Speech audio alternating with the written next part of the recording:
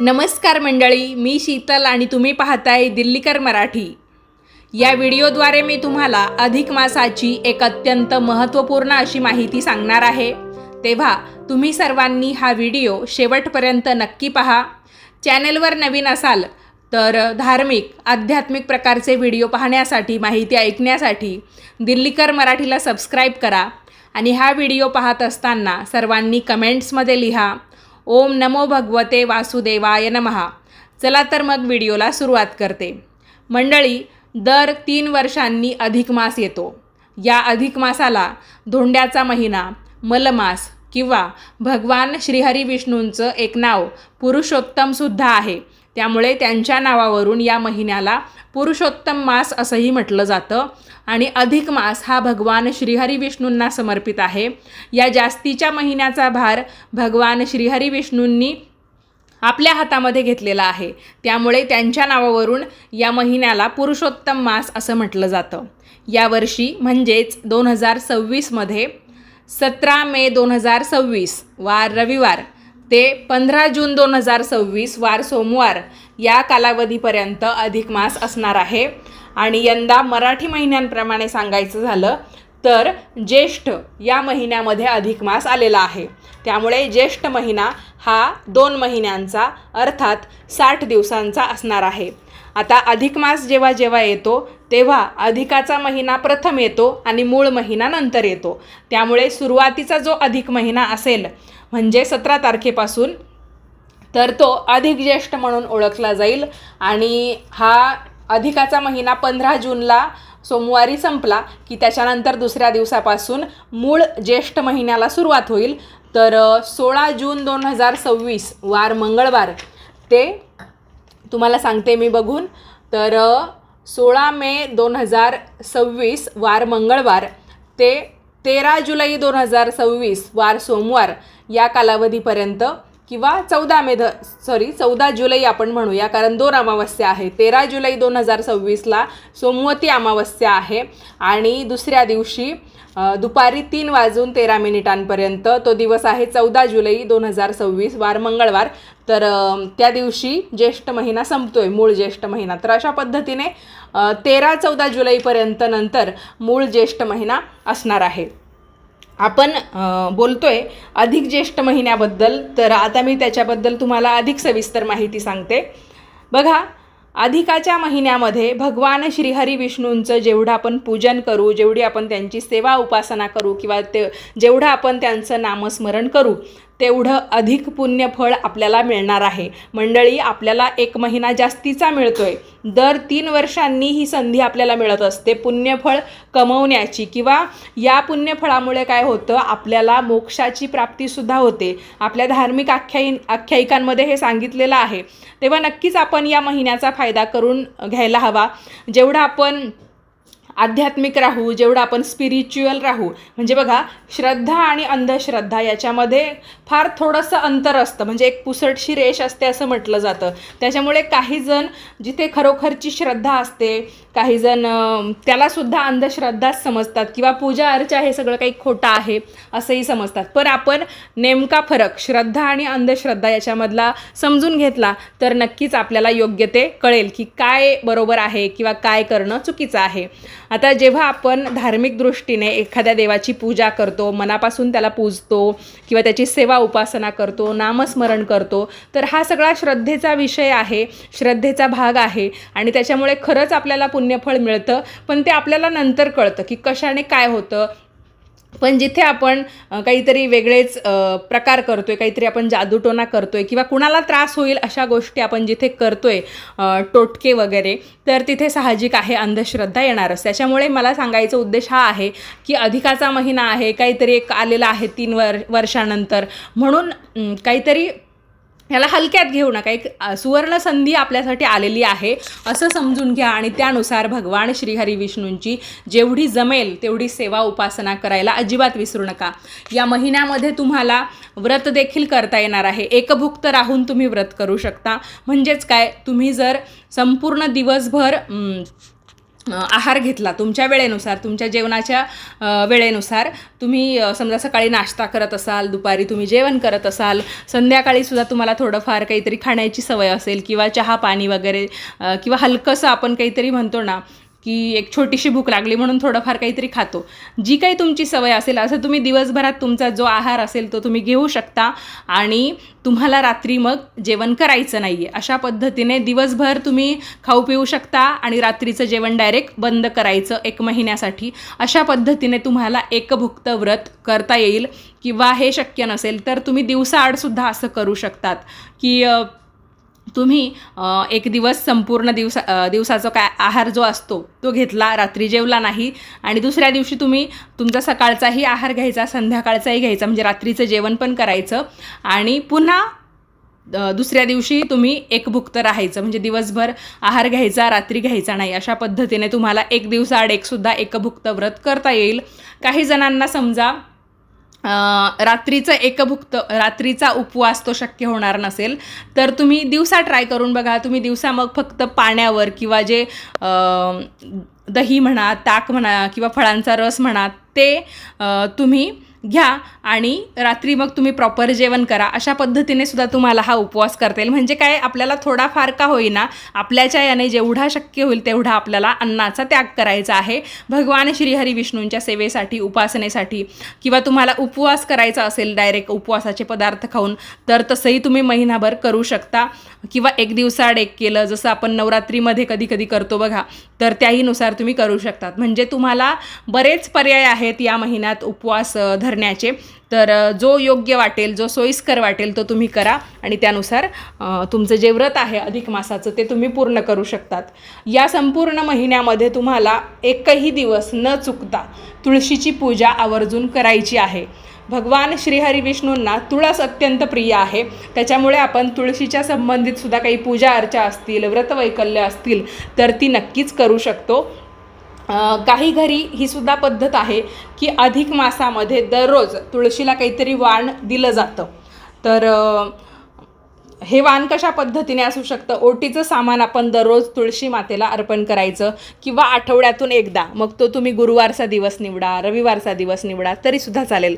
आता अधिक मास आहे आणि सध्या तुम्हाला माहिती आहे की उन्हाळ्याचे दिवस चालू आहे, तर मग तुम्ही अधिक मास असल्यामुळे रविवारीसुद्धा तुळशीला पाणी घातलं तरी पण चालणार आहे. कारण अधिक मास हा वर्षातून एकदा नाही तर 3 वर्षातून एकदा येतो.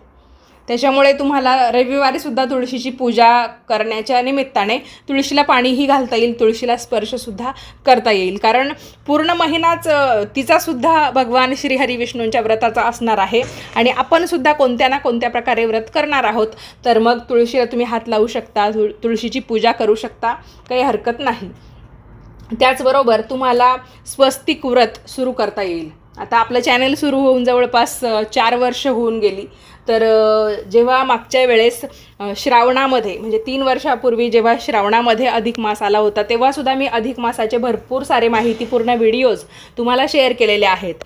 तर तुम्ही ह्या व्हिडिओची पहिली कमेंट बघा, त्याच्यामध्ये मी तुम्हाला त्या व्हिडिओची लिंक दिलेली राहील. किंवा ज्यांना म्हणजे मोबाईल किंवा सोशल मीडिया चांगल्या प्रकारे वापरता येतो तर त्यांना ते सर्चसुद्धा करता येईल. म्हणजे ज्यांचं शिक्षण वगैरे जास्त आहे तर माझ्या मते त्यांना सगळं काही हे शोधता येत असेल किंवा सर्च करणं जमत असेल. पण आता काहींचं कसं की थोडी जुन्या काळातली माणसं असतील किंवा आत्ता कुठेतरी मोबाईल, अँड्रॉईड, सोशल मीडिया वापरता यायला लागला आहे पण एवढी काही समज नाही आहे किंवा सर्च करणं वगैरे जमत नसेल तर त्यांनी निदान आपल्या या व्हिडिओचा कमेंट बॉक्स उघडून बघा आणि त्याच्यामध्ये तुम्हाला पहिलीच जी कमेंट असेल ती माझी आणि व्हिडिओची लिंक त्यामध्ये असेल, त्याच्यावर तुम्ही क्लिक केलं की तुम्हाला लगेचच तो व्हिडिओ मिळून जाईल. तर स्वस्तिक व्रत तुम्ही करू शकता, गोपद्म व्रत तुम्ही करू शकता. तर अशा पद्धतीची अनेक व्रतवैकल्य आपल्याला करता येतील. दररोज आपण अधिक मास आहे म्हणून भगवान श्रीहरी विष्णूंच्या नावाने एक दिवा आपल्या देव्हाऱ्यामध्ये किंवा आपल्या घराच्या मुख्य दरवाजाच्या बाहेर अथवा तुळशीच्या समोर लावायचा आहे आणि ओम नमो भगवते वासुदेवाय नमः किंवा ओम नमो भगवते वासुदेवाय एवढा जरी जप केला, एवढा जरी तुम्ही मंत्र म्हणालात तरी पण चालणार आहे. जप करायचा असेल तर त्याच्यासाठी तुम्ही मोठ्या मण्यांची तुळशीची माळा वापरू शकता. तर अधिक मासाच्याबद्दल मी तुम्हाला सांगत होते की दीपदान आपल्याला करायचं आहे. त्याचबरोबर भगवान श्रीहरी विष्णूंचं नामस्मरणसुद्धा करायचं आहे. मग तुम्ही समजा जप माळेवर ते करणार असाल तर मग तुम्ही तुळशीची मोठ्या मण्यांची माळ घ्या. आणि जर तुम्हाला 108 वेळेपेक्षा थोडंसं कमी करायचं आहे तर त्याच्यासाठी तुम्ही घरामध्ये आपले जे शेंगदाणे असतात तर ते 11 या संख्येत मोजून घेऊ शकता. किंवा हरभऱ्याची डाळ असते, थोडी जाड असते ना ती, म्हणून मग ती घेऊ शकतात. असं काहीतरी तुम्ही घ्या, धान्य, मूग म्हणा, काहीतरी म्हणा, मग ते मोजून तुम्हाला टाकता येईल 11 वेळा झालं की नाही. कारण कधी कधी जरी 11 ही संख्या छोटी असली, 21 ही संख्या छोटी असली तरी पण मोजताना आणि मंत्र म्हणताना आपली गडबड होते की नक्की तेवढे झाले असतील की नाही, किंवा जास्त झाले का, कमी झाले का, असं होतं. तर त्याच्यामुळे मी तुम्हाला सांगितलं. आणि भलेही तुम्हाला 108 वेळा जप करायचा आहे, मंत्र म्हणायचा आहे, नामस्मरण करायचं आहे आणि तुमच्याकडे मोठ्या मण्यांची तुळशीची माळा नाही आहे किंवा तुळशीची माळाच तुमच्याकडे नाही आहे, घेणं झालं नाही, तर तुम्ही त्याच्यासाठी सुद्धा हरभऱ्याची डाळ, शेंगदाणे किंवा असं मोठ्या आकारातलं जे धान्य असतं ना तर ते मोजण्यासाठी म्हणून वापरू शकता. आता समजा तुम्ही एकदा म्हणालात ओम नमो भगवते वासुदेवाय, तर काय करायचं, ते जे धान्य असेल किंवा शेंगदाणा असेल तर तो उचलायचा एका वाटीतून आणि दुसऱ्या रिकाम्या वाटीमध्ये टाकायचा. अशा पद्धतीने तुम्हाला ते करता येईल. तर नक्कीच तुम्ही या सेवा करून बघा, तुम्हाला त्याचा फायदा होणार आहे. पुण्यसंचय तुमच्या पदरी पडणार आहे. म्हणजे कुठेतरी तुमच्या पुण्याची एक गिनती होते असं तुम्ही समजा आणि मनापासून या सेवा करा. आता आपण बोलूयात लेक जावयांच्या मानपानाबद्दल. तर बघा, प्रत्येक भागात अधिक मास साजरा करण्याची पद्धत जी आहे ना ती वेगवेगळी आहे. आता सगळ्यात पहिला प्रश्न याच्यामध्ये काय येतो की अधिक मासाच्या महिन्यात कोणत्या दिवशी आपण आपल्या घरी लेक जावयांना बोलवलं पाहिजे. संपूर्ण महिना शुभ आहे. या महिन्यामध्ये फक्त वास्तुशांती करत नाही, लग्न कार्य होत नाही आणि आपलं जे कुलदैवत आहे त्याच्या व्यतिरिक्त ज्या देवाला, ज्या देवस्थानी आपण अजून कधी गेलोच नाही आहे पण अधिक मासामध्ये जाण्याचा विचार करतोय तर तिथे जाणं आपल्याला टाळायचं असतं. तर अशा छोट्या मोठ्या गोष्टींवर बंधनं आहेत, पण बाकी व्रतवैकल्य करण्याला, देवपूजा करण्याला किंवा चांगल्या गोष्टी करण्याला अजिबात बंधन नाही आहे. आपण ते आपल्या मनाने आपल्याला होईल तितकं नक्कीच करू शकतो. तर तुम्ही या गोष्टी या अधिक मासात करू शकतात. तर लेक जावयाला तुम्ही अधिक मास आहे त्यामुळे कोणत्याही दिवशी बोलवलं तरी पण चालेल. आता बऱ्याच ठिकाणी अमावस्येचा दिवस टाळला जातो आणि पूर्ण महिना आहे त्याच्यामुळे शक्यतो कोणी शेवटचा दिवस आहे, मग अमावस्या आहे, मग त्या दिवशी बोलवणार नाही. त्याही दिवशी बोलवलं तरी पण काही अडचण नाही. पण तुम्ही कोणत्याही दिवशी तुमच्या घरी तुमच्या लेकीला, तुमच्या जावयांना बोलवू शकतात. आता हे अधिक मासाचं जे काही वाण वगैरे असतं ना तर ते खरं तर आपल्या मुलीचं लग्न झालं आणि त्याच्यानंतर जेव्हा तिचा पहिलाच धोंडा येतो, पहिलाच अधिक मास येतो ना तर तेव्हा देण्याची पद्धत आहे. पण काही घरी समजा जास्त मुली आहेत किंवा जरी एकच मुलगी आहे, एकच जावई आहे, मग तरी अधिक मास तिचा पहिला असो किंवा लग्न होऊन भरपूर वर्ष झालेली असो तरी तिला बोलवलं जातं. त्याच्यामुळे तुम्ही याच्या बाबतीत अजिबात हे करू नका. तुमची इच्छा असेल तर तुम्ही पहिला धोंडा तिचा असो नसो, इच्छा असेल तर नक्कीच बोलवू शकता. आणि आपल्या लेकींना, आपल्या नंदांना, आपल्या घरच्या ज्या मुली आहेत, मग नात्याने ते आपली मुलगी, आपली पुतणी, आपली आत्या, जे कोणी लागत असेल तर त्यांना आणि त्यांच्या मिस्टरांना आपण आपल्या घरी बोलवून त्यांचा धोंडा नक्कीच करू शकतो. तर मी तुम्हाला म्हटलं की प्रत्येक भागातली पद्धत वेगळी असते. तर आमच्या नाशिक भागामध्ये धोंडे बनवले जातात. धोंडे म्हणजे काय, आपण गुलाबजाम काय करतो, खव्याचे बनवतो आणि ते तळून घेतो. इथे आपल्याला काय करायचं आहे, गव्हाचं पीठ मळून घ्यायचं आहे, कणिक मळून घ्यायची आहे. तिचे गुलाबजामच्या आकाराचे छोटे छोटे गोळे तयार करून घ्यायचे आहेत आणि या गोळ्यांमध्ये आपल्याला पुरण, त्याच्याच बरोबर म्हणजे एखाद्या गोळ्यामध्ये आपण पुरण भरलं, एखाद्या गोळ्यामध्ये आपण मीठ भरू शकतो, एखाद्या गोळ्यात धने, एखाद्या याच्यात हिरवी मिरची, एखाद्या याच्यात लाल मिरची, एखाद्या याच्यामध्ये पैसे.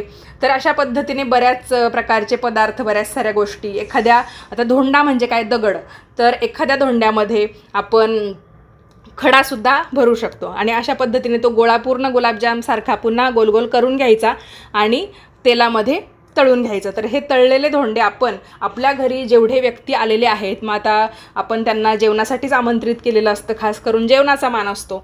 जेवायला बसलं की जे काही पदार्थ बनवलेले असतात त्याच्यासोबत त्या ताटामध्ये एका कडेला आपण तो धोंडासुद्धा वाढायचा असतो. मग जेवणाला सुरुवात करण्यापूर्वी पहिल्यांदा तो धोंडा उघडून बघायचा, त्याच्यामध्ये काय निघतं. खाण्यायोग्य पदार्थ असला तर खाऊन घ्यायचा, नसेल तर फक्त उघडून म्हणजे फोडून तो बाजूला ठेवायचा आणि बाकी जेवणावर ताव मारायचा. अशा पद्धतीने हे धोंड्याचं असतं. थोडीफार गंमत याच्यामध्ये असते आणि त्याच्यामध्ये जे काही पदार्थ निघतात तर त्याच्यावरून सुद्धा वेगवेगळे तर्कवितर्क लावले जातात. म्हणजे हा सुद्धा एक मजेचा गमतीचाच भाग असतो. सगळेजण धोंड्याच्या निमित्ताने एकत्र आलेले असतात. आजकाल सगळे व्यस्त असतात आपल्या आपल्या कामांमध्ये. भरपूर वेळा कामामध्ये इतकं गुंतून गेल्यामुळे आपल्या पाहुण्यांकडे किंवा जवळच्या व्यक्तींकडेच आपलं जाणं होत नाही. पण मग धोंड्याच्या निमित्ताने आपण हे गेलेलो असतो ना, तर मग भरपूर साऱ्या गमती त्याच्यामध्ये होत असतात. मग पैसे निघाले तर तेही चांगलं मानलं जातं. त्याच्याबरोबर मीठ जर निघालं एखाद्याला तर मिठाचं तर सगळ्यात शुभ मानलं जातं. खडा निघाला तर मग हसू होतं. त्याचबरोबर मिरची ते पण थोडंसं हास्यास्पदच होतं की याच्या वाट्याला तिखट आलं वगैरे. धणे निघालं तर तेही चांगले मानले जातात. धणे म्हणजे आपले जे धणे पावडर ज्याची आपण बनवतो, ज्याच्यापासून नंतर कोथिंबीर उगवते, तर ते धणेसुद्धा एक धनाचं प्रतीक म्हणून मानलं जातं. तर अशा पद्धतीने वेगवेगळ्या प्रकारचे तर्कवितर्क याचे धोंड्याचे लावले जातात. तुमच्याकडे काय पद्धत आहे मला कमेंट करून नक्की सांगा. आता बघा 33 या संख्येचं महत्त्व आहे. म्हणजे जसं काय 33 महिन्यानंतर धोंडा आला या अर्थाने, किंवा 33 कोटी देव म्हणजे 33 प्रकारचे देव या अर्थाने सुद्धा 33 ही संख्या ओळखली जाते. त्याच्यामुळे 33 संख्येला महत्त्व असल्याने 33 या संख्येत आपल्या जावयाला काहीतरी दान केलं जातं. त्याच्यामध्ये निरांजन म्हणजे दिव्याचा समावेश हा पहिल्या क्रमांकाने होतो. आणि बाकी मग गोष्टी काय येतात, जसं की आपण 33 या संख्येमध्ये जाळीदार पदार्थ म्हणजे अपूप म्हटलं जातं बघा त्याला. म्हणजे अनारसे देऊ शकतो किंवा बत्तासे देऊ शकतो. त्याचबरोबर मैसूर पाक देऊ शकतो. असं हे गोड पदार्थांमध्ये येतं. बाकी नसेल आपल्याला हे देणं शक्य किंवा नसेल हे द्यायचं, काहीतरी वेगळे पण आपल्याला करायचं असेल तर 33 फळं, 33 प्रकारचे आपण सुक्या मेव्याचे लाडू असं आपण देऊ शकतो. 33 नारळ देऊ शकतात तुम्ही. त्याचबरोबर काहीजण सोनं, चांदी किंवा मौल्यवान गोष्टीसुद्धा आपल्या लेकीला, जावयाला भेटवस्तू म्हणून देतात. तर याच्यावर मी जास्त का बोलत नाही आहे, कारण प्रत्येकाची जी काही परिस्थिती असते ना, तर ती एकसारखी नसते. आणि आपण त्याच्यामध्ये हे असं काहीतरी बोललो की नाही हे द्यावंच लागतं, म्हणजे तसा तर काही रिवाज नाही की हेच द्या तेच द्या. फक्त जे मानाचं आहे ना, म्हणजे दिवा असेल, निरांजन असेल किंवा कपडे असतील, हे दिलं जातं. याच्यामध्ये सुद्धा आजकाल म्हणजे मुलीच सांगतात की एवढं काही नको, याच्यातलं कोणतं तरी एक जरी दिलं ना मान आहे म्हणून तरी पण चालतं. तर हे दिलं जातं. बाकी मौल्यवान गोष्टी द्यायच्या का, पैसे द्यायचे का, किंवा काही आपण सोनं चांदीच दिलं पाहिजे असं काही नाही आहे. याच्यामध्ये बळजबरी काही नाही आहे. आपण आपल्या इच्छेनुसार ते द्यायचं असतं. बाकी त्याच्यामध्ये आपण की मग सगळ्यांना सारखंच द्यावं लागतं किंवा कंपल्सरीच आहे, मग आपली परिस्थिती तशी नाही आहे असा काही भाग नाही. तुम्ही तुमच्या इच्छेने, तुमच्या मनाने ते दिलं तरी पण चालणार आहे. आता याच्यामध्ये आपण ताट, वाटी, प्लेट, तांब्या, त्याचबरोबर 33 या संख्येमध्ये मिठाई म्हणा, फळं म्हणा एवढं दिलं आणि एक दिवा दिला तरी पण चालणार आहे. आणि याच्यात ह्या महिन्यात काय केलं जातं की आपण आपले जे जोडवे असतात ना, तर ते बदलून घ्यायचे किंवा त्याच्यामध्ये अजून थोडीशी भर टाकायची. आता भर टाकायची म्हणजे काय की आपण आपले जोडवे घेतले तेव्हा जेवढ्या वजनाचे होते त्यापेक्षा आपण थोडेसे जास्त वजनाचे करून घ्यायचे. म्हणजे अर्थात जोडे बदलायचे किंवा चांदी जरी त्याच्यामध्ये टाकायची म्हटली तरी पण जोडवे बदलणं हे आलंच. तर या गोष्टी तुम्ही करू शकतात. या महिन्यामध्ये काही भागात आपल्या आईची ओटी भरण्याची सुद्धा पद्धत आहे. म्हणजे प्रत्येकच भागात ती आहे असं नाही, पण आता सोशल मीडियामुळे कसं व्हिडिओ वगैरे आपल्याला दिसतात, मग त्याच्यानुसार आपण सगळ्या पद्धती फॉलो करायला बघतो. तर तुमच्या भागात ही पद्धत असेल पहिल्यापासून तर तुम्ही नक्कीच तुमच्या आईची ओटी या महिन्यामध्ये भरू शकता. त्याच्यामध्ये विधवा, सवाष्ण असा काही भेद करू नका. तर ज्या मुलींची लग्न झालेली आहेत त्या मुलींनी आपली आई जर हयात असेल तर नक्कीच आपल्या आईची ओटी भरा.